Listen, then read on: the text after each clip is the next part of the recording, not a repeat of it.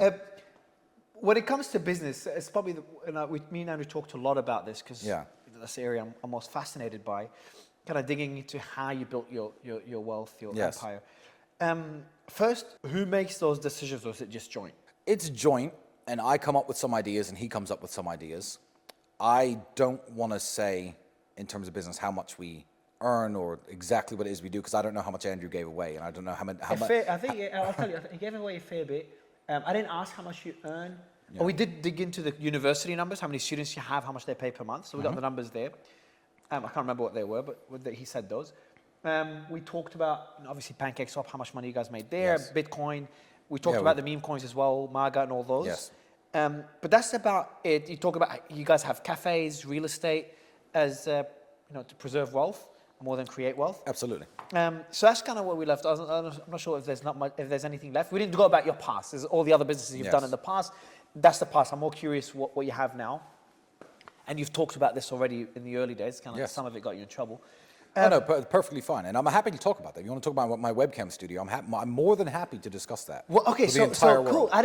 That's actually a cool discussion. Yes. All right, what was the strategy there? What got you to launch these webcam studios? Whose idea was it? Well, we saw there was money being made in this way. We were very different people back then. I was in my very early 20s. So was Andrew. He's only a year older than me. We were in our very early 20s.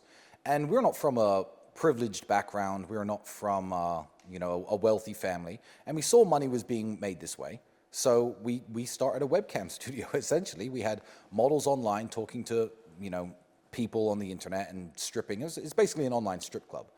But what I will say about this is I get mad sometimes. This is one thing that really annoys me. Everyone has this holier-than-thou attitude, and they'll point fingers at me and Andrew. Oh, they made their money in webcam. I made a little bit of money many years ago doing this. A little bit of money. Enough to buy one Lamborghini and, pay off half of a house. I didn't make much. I donate more to charity every year than I ever made in this business. But everyone points the finger at me like I'm the bad guy because I ran my cam studio. Sure, I know what I did. It's not illegal. It's perfectly fine. No woman who ever worked for me has ever made a complaint against me. And they've all been questioned by the police. And they said Tristan was a fantastic boss. It was an interesting business to run. However, in today's society, 2024, I will say this. The porn industry is disgusting. It's huge and it's disgusting. And it's run by very public people. We know all of their names. We know the guy who owns OnlyFans. We know his name. I think something like 6% of women in America have an OnlyFans account. If you think you're talking to the woman on the OnlyFans account, spoiler alert, you're not. Yeah. It's all run by management agencies, no different to what I used to do. Now the business is so big and so prevalent and has infiltrated every single country and every single aspect of the society we live in today. It's very normal, very normal. There's no shame in a girl having an OnlyFans link in her Instagram bio. It has become so normalized and the industry is so massive. There's a line from Scarface I like, when he's sitting there at a table. And all these people who sniff cocaine and do drugs, all these rich people, they say, look, you need people like me. So you could point your finger and say, that's the bad guy. Yeah. In this day and age, with every single man consuming pornographic content, subscribing to OnlyFans girl, every single girl on the OnlyFans platform, all of their management agencies, which are much bigger, much richer, much more powerful than my little studio ever was, you need me to point, oh, he ran cam girls, he's the bad guy. I'm the bad guy? I was a drop in the ocean even back then. Now we're talking about a drop in the solar system. And it's also a normalized business model now. And I also don't even like it. I've come out against the industry, and I've come out saying adult before content. Your arrest. Yeah, before my arrest. In fact, while I was still running my studio, I would do podcasts. I did a very big one with Stefan Molyneux, and I said, men who engage in this activity, who pay to go see strippers my studio was set up like an online strip club. You have to understand the correlation. It wasn't hardcore pornography. There was nothing too pornographic about it. I said, men shouldn't do this. You shouldn't spend your money this way. It's all a scam. It's stupid. Yeah, and I came out against my industry that I was in a very long time ago. And I feel like if you're a former gang member and you're speaking against gang life, if you're a former drug dealer speaking against drug usage, everyone claps you and gives you a round of applause. But no. I'm speaking against pornography, and I know the dangers of it because I saw people get addicted to various e-girls. And I tell young men not to engage in it and not to watch it. But again, the Jordan Petersons of the world will point their finger, oh, he ran cam girls, he's a hypocrite. I'm not a hypocrite. I think what really matters is how you treated them. If there's demand Well- and you filled that demand, but the girls were there in their own will, they were well compensated. Every single girl who ever worked for me, I'll say this on record, has been interviewed by the police, and 0 have said anything negative. And these are girls. These are girls who I haven't seen in 5 years, 6 years. And in fact, Romania is the most hypocritical country in the world, because you have the DCOT prosecutors trying to say, oh, well, he had girls on webcam, this is human trafficking. 6% of this country's taxation, 6% comes from the exact same business that I used to run. Webcam studios, OnlyFans management studios. It's highly regulated here. It's perfectly legal. It's encouraged. On the way back to your hotel, you will drive past 5 big signs for webcam studios. To this day, 6% of Romania's tax income comes from this business. And have you seen The Dark Knight Rises when Bane says to the guy in the plane, they expect one of us in the wreckage, brother? And the guy crashes down. This country is like politicians have stakes in webcam studios. All their girls are on the internet doing webcamming work. And they now, because they've run out of evidence and they've run out of directions to go with their criminal case, are investigating me and saying, oh, well, maybe this was human trafficking. Sorry, Romania has really shot itself in the foot there. Because if they're going to say that's human trafficking, good.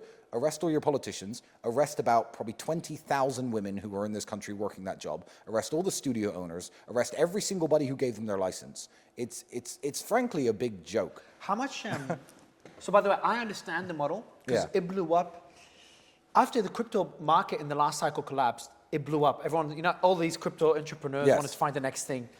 It was COVID, and it was the OnlyFans agencies. Yes. It blew up. So that's how I know about it, because people reached out to us. Obviously, I didn't do it for various reasons. Of course. But even I think there's nothing, again, my stance, and I have the balls to say, I think there's nothing wrong with it. People are free to do whatever they want. Adults are free to do whatever they want, as long as they're not coerced and they're well treated. Exactly. Whatever they fucking want. Yeah. Freedom. You can't preach freedom. And consumers create the market. Exactly. If there's demand for it. Everyone points if you don't offer demand in an ethical, legal way, it's going to happen in the black market. It's all about drugs. Exactly. So I understand the model. But so what I'm curious about, though, is how successful was it?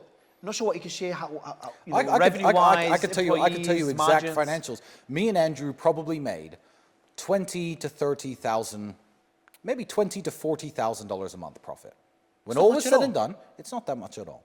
By the time I rented all the buildings, paid all the girls their cut, paid all the behind-the-scenes staff, paid all the people who were managing the accounts, paid all the people for social media promotion, etc. Me and Andrew maybe made between $20,000 and $40,000 a month doing this. Between both of you? A couple of years, between both of us. And that's enough money to have a nice car, like I said, pay off a bit of a house. I made some money doing this, but the accusation that my monumental wealth was made somehow from webcam models is just simply not true. It's not true. And I'll tell you, I'll give you an example. There's a studio here in Bucharest, which is running perfectly fine. It's been open for years. I'm not going to say its name, but the owner is a real scumbag, steals money from his girls. Everyone knows what he's up to. He runs the biggest webcam studio in all of Romania. They have about 7 or 8 locations, probably 1,000 people who work for him. He drives a Bentley Continental GT. Not a bad car, $200,000. So if he runs the single biggest webcam studio in Romania, which is famous for this business, and he drives one Bentley Continental, how are you going to point at men with probably upwards of $65 million worth of cars and say, I made it all doing webcam modeling? I don't even know how many girls I would need to have, or how big a business I would have to run to make that much money. I didn't make my money doing this. I got a bit of a head start, and I put a few dollars in my pocket. So what was your big break? What made you a multimillionaire? What made me a multimillionaire? That's a very interesting question. Yeah, if Andrew hasn't covered it, then I'm not going to tell anybody. But no, essentially I made some very smart crypto investments. He talked about, just let me tell you what he said before you went. Yeah, because I don't know what he said. Let me tell you, he got into Bitcoin really early, so you know what he said. You also talked about Pancake Swap. Pancake Swap. Yeah, you guys fucking printed money there. A lot of money. You also have Ethereum, Solana. Now you have Ethereum, Solana, and what was the one that doesn't move? Chainlink. There you go. Yeah. Well, there we go. I made some very smart crypto investments. So you were the one that got into crypto, not Andrew? No, myself and my brother. And we made some very bad crypto investments as well. We made some crypto investments that went to zero. When did you get into it? 7.5 years ago. I mean, the first Bitcoin I ever purchased was $3,500. That's 2017. Yeah, so we can work out the math. That's when I launched my crypto business as well. That exists today. So there you go. Yeah,